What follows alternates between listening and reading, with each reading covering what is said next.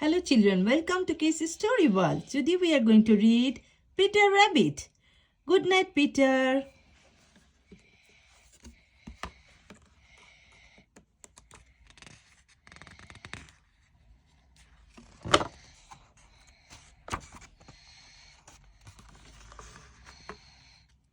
It was night time and the silvery moon was shining over the wood.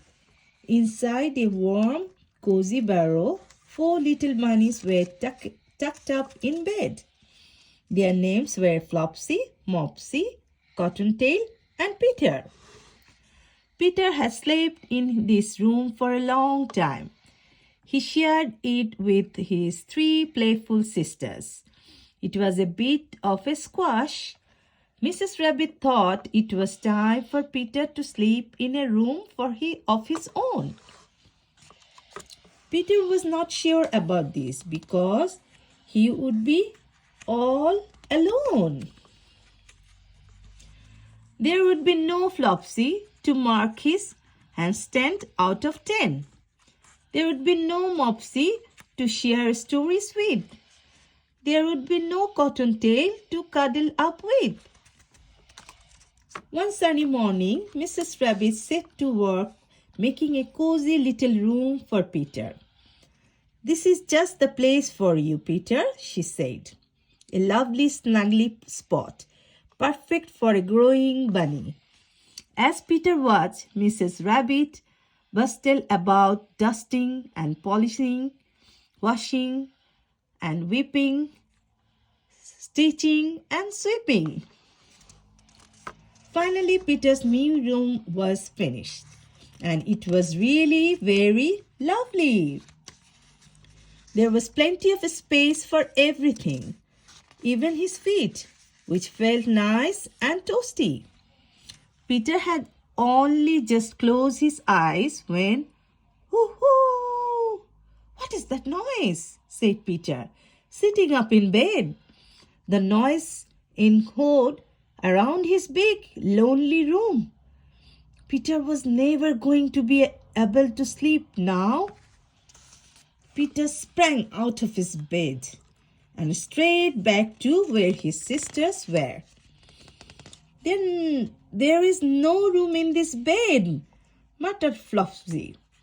"Your feet are too cold," said Mopsy, pulling the blankets tighter around her. "You can share with me," whispered Cottontail kindly. But there really wasn't enough space for Peter. In the morning, Peter was very tired indeed and very glum. He felt a little bit in between-ish. "I'm too big for my old room," he explained to Mrs. Rabbit sadly, "and too small for my new room." "Anything new feels funny to start with," she told him, "but you will soon feel just right." All day Mrs. Rabbit stitched and stitched. She wouldn't tell any of the bunnies what she was making. That evening, the bunnies ate a supper of bread, milk, and blackberries beside the fire before bed. Then Mrs. Rabbit gave Peter a new snuggly toy. "This will help you feel better," she said. Later, with his sisters fast asleep, Mrs. Rabbit took Peter's hands. "Time for bed," she whispered, gently leading him to his new room.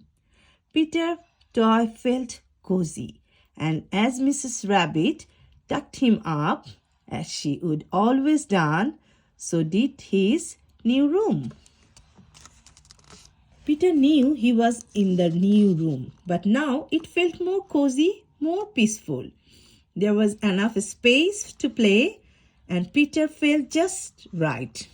He snuggled down in his bed and fell fast asleep.